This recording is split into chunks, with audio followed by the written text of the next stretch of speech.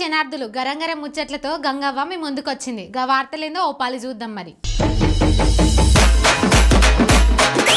ఉండవలసిన బరువు కంటే ఎక్కువ బరువు ఉన్నోళ్ళు ఆ బరువును తక్కువ చేసుకుంటందుకు అడే తిప్పలు చిన్నగుండై ఉల్ల పాపం. వాకింగులు, జాగింగులు, డైటింగులు, జిమ్ములు, అబ్బో ఎన్ని తీర్ల కష్టపడతారో పాపం. ఇక తినబుద్దైనా నోరు పట్టేసుకొని సగం కడుపుకే తింటారు. అయితే అసంటి బాధలేం లేకుండా అల్కగా బరువు తక్కువ మందు కనిపెట్టిరు అమెరికోళ్ళు. ఇక ఊకుంటారా జనాలు? అసలే అమెరికాలో 140 మంది ఉన్నారట ఒబేసిటీ ఉన్నోళ్ళు. ఇంకేముంది ఎగవాడుతున్నారట. ఇంతకది ఏ మందు ఏంది కథ చూద్దాం పార్రి.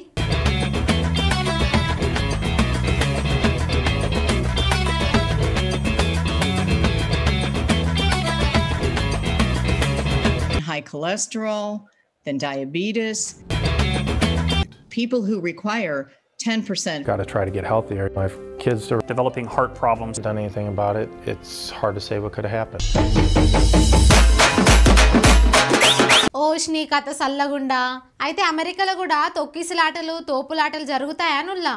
ఏదో మన తాన్నే చదువుకున్నోళ్ళు, చదువు రానోళ్ళు చాలా మంది ఉంటారు కాబట్టి అసంటి తొక్కిసలాటలు జరుగుతాయి. మరి అమెరికోళ్ళు అంటే చాలా పద్ధతిగా సిస్టమేటిక్గా ఉంటారు కదా. మరి గిట్లెట్లయింది కావచ్చు. అగో తొక్కిసలాటల 17 మంది పానాలు పోయినాయట. మరి ఏడనో ఎట్లనో అరుచుకుందాం రార్రి.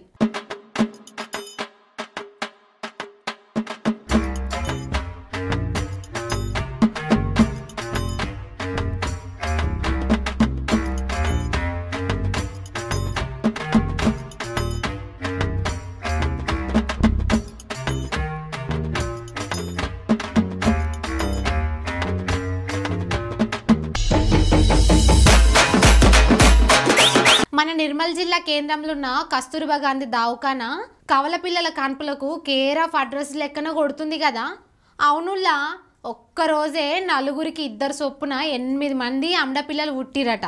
పారిగా గా ముచ్చట చూసొద్దాం.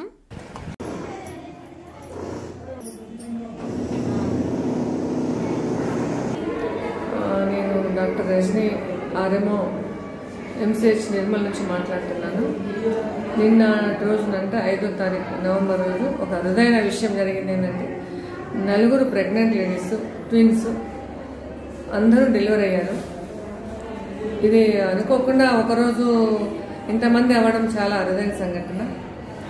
పొద్దున్న 3 ప్రెగ్నెంట్ లేడీస్, ట్విన్స్ సిజేరియన్స్ అయినాయి. ఒక్క పేషెంట్ మాత్రం ట్విన్స్ రాత్రి నార్మల్ డెలివరీ అయింది అనమాట. 4 కూడా తల్లులు, పిల్లలు అందరూ ఆరోగ్యంగా ఉన్నారు. ఇక్కడే మాకు దగ్గర ఎస్ఎన్సీ ఉంది కనుక అక్కడ పిల్లలందరినీ మా యొక్క పీడియాట్రిషియన్ చూశారు. పిల్లలందరూ బాగున్నారు.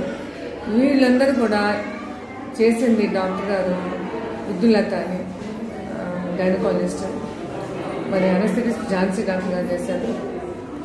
పిల్లలందరూ బాగున్నారు. ఇది మాకు చాలా సంతృప్తికరంగా ఉన్న విషయం. ఇంతమంది మా దగ్గరే డెలివరీ అవ్వడం అనేది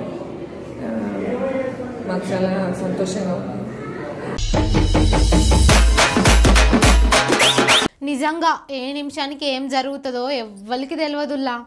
కొడుకుని బండి మీద ఊసబెట్టి బజార్కు తీసుకుపోయి పటాకులు కొనుక్కొని ఇంకా జర్ర అయితే ఇంటికి పోయి అందరు కలిసి పటాకులు కాలుద్దామని ఇంటికి పోతుండో మనిషి. అంతల్నే ఉన్నట్టుండి డమ్మని పెద్దగా సౌండ్. ఏం జరిగిందో ఎవ్వరికి తెలియలే. జరసేపు సీను ఆడికి కట్ చేస్తే సీసీటీవీలో రికార్డ్ అయిన సీన్ చూస్తే అర్థమైంది. చూడుర్రి ఏం జరిగిందో.